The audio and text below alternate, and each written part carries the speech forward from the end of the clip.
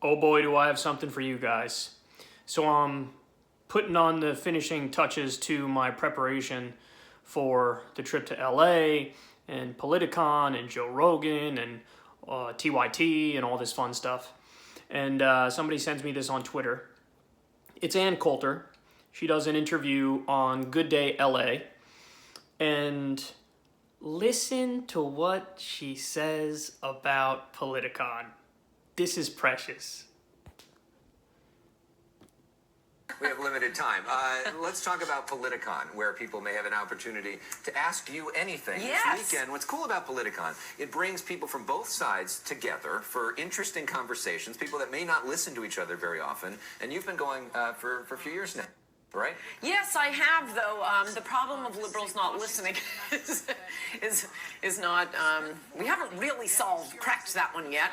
They were having trouble getting any liberal of any substance to debate me. It'll be the great Ben Stein, whom I'm sure I disagree with on a lot of things, but he'll be interviewing me, and he's smart and he's funny, and that'll be great, but it's interesting. I mean, look, some liberals, they're busy. They have other things to do. I'm not saying they were all chicken. But, wow, come on. Well, last year you were on with Anna Kasparian from the Young Turks, right? Yes. Yeah. She's written, what, 12 bestsellers? Oh, no, I'm sorry, none. Okay. I was thinking more like Rob Reiner. The news, somebody big. Somebody with one bestseller. The news of the day. What is there to even say about that? Unbelievable. So she's going around doing interviews basically saying like, oh, they couldn't find a lefty to debate me because, you know, they're all scared and they're all chickening out. Are you fucking kidding me? I've never seen a more clear example of textbook psychological projection. We had a debate all set and ready to go. I have the emails to prove it. They gave us the topics for the debate. I had been promoting it for an extended period of time, and then she pulled out. But now you see the real reason why. She's an elitist. She's a smug elitist. And I gotta tell you the truth, guys, I'm not surprised about this at all. I felt like there was a chance she didn't know who I was and then initially agreed, and then she learned who I was and she checked it out and she was like, oh shit, not gonna debate this guy because damn, he's bringing the fire. But then I also thought, no, there's a chance that she's like, you have to give me somebody who's been on TV because I'm a smug elitist prick and I don't understand the way the modern world works. Let me tell you guys something. And I'm not trying to toot my own horn here. I'm directly responding to what Ann Coulter said.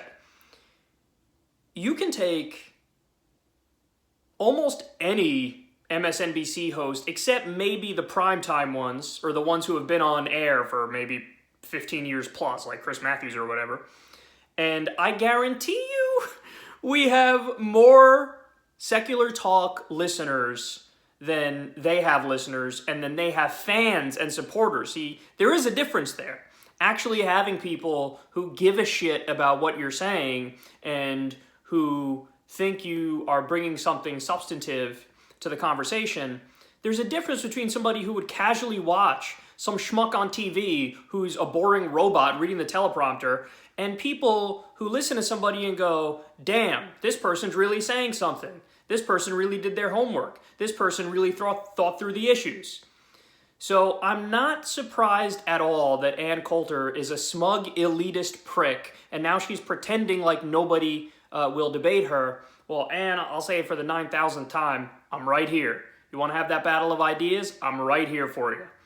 But, you know, in Ann's mind, which is hilarious because there's no doubt that at this date where she's washed up, I have way more fans than she does. But she seems to think like, oh, please, he's an internet celebrity, so he only has, what, like nearly 600,000 really diehard followers and 500 million views? Is that it? Does he only have 500 million views?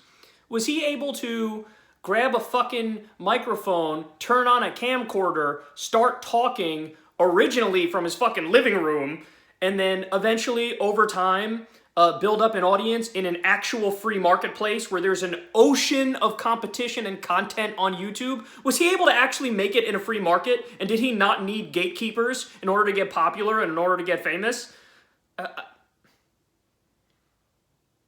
There you have it, man. Smug, elitist, and Coulter runs from a debate with me and then pretends like everybody's chickening out with her, and then to put the cherry on top, tries to pretend like people who made it on the internet and got popular on the internet, they don't count. She wants somebody big like Rob Reiner.